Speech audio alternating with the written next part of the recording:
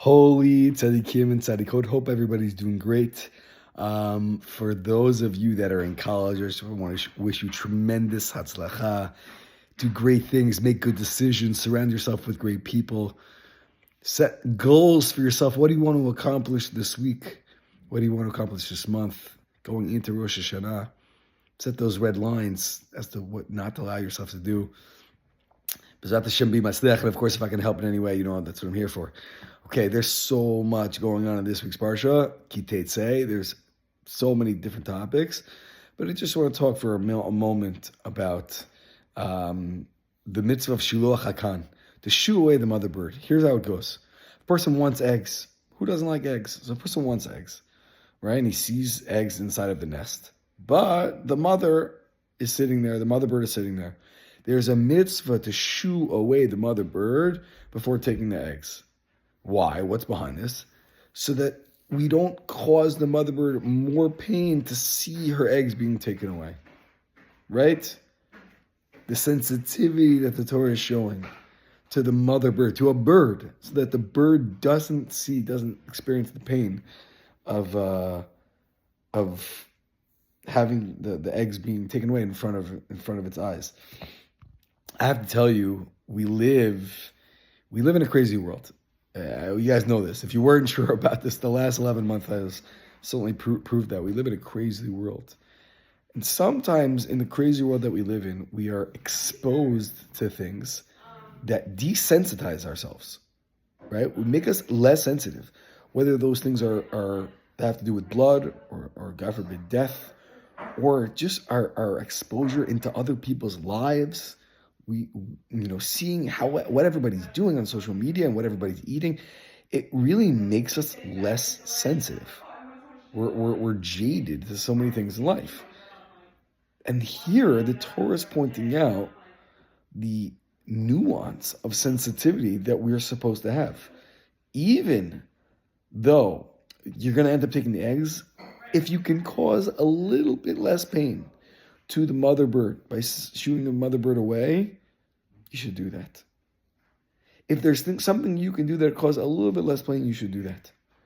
It makes me so unbelievably proud of the Jewish people that even as we absolutely must destroy our enemies, even within that, there's a sensitivity so as not to cause more pain than we need to. And everyone in Israel, the Jewish people, we get it. We need to win this war. We need to. And that is difficult, and it's painful, and it causes a lot of pain as well. And there's no way of getting around that. But as sensitive as we can possibly be in doing so, that's what we're doing. There's a lot of pride in having that nuance, in knowing that, of course there's a right thing to do. Of course there's a greater value here than just be sensitive.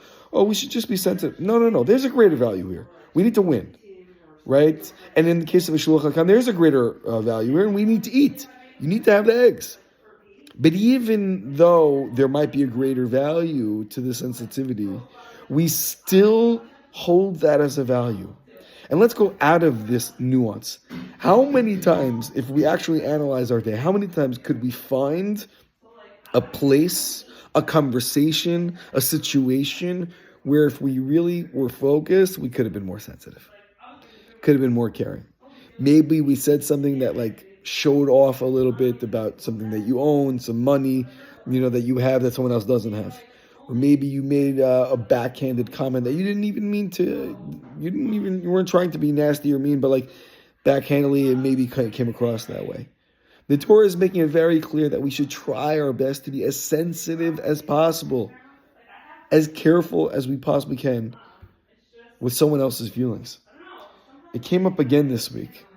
I don't remember the context, but it came up a couple of times where someone told me an old story of something that I said or that I did, and it's wow, you've no idea how powerful your words are, and if you are extra sensitive in one case, or you're not careful in terms of being sensitive in somewhere else, how big of an impact that actually has on another person.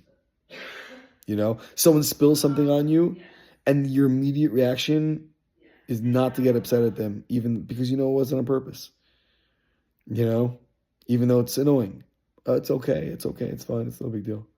Right? That little bit of extra sensitivity, it goes the longest way. And the Torah is telling you, yes, okay, it's true. Sometimes you have to take care of business. Sometimes there are things that are going on that, that are bigger than that. But still, we should be sensitive. Still, we should be caring. I'll give you an example. One of my kids are, God forbid, they're misbehaving, which may or may not happen. And I have to give them a punishment. I have to. That's the greater value. I need to punish them. But even within that, there's a sensitivity for their feelings. There's a sensitivity for their pain. Right? If a friend is going through a hard time, even though it's not you, there's a sensitivity for the pain. So B'ezrat Hashem, we should all try to be sensitive and caring and loving just a little bit more. Push yourself just a little bit more. And by doing so, we should see the ultimate redemption. Because just like we are sensitive to one another, Hashem should be sensitive with us and not make us feel pain. B'ezrat Hashem. Wishing all the holy tzaddikim and tzaddikot. Shabbat shalom.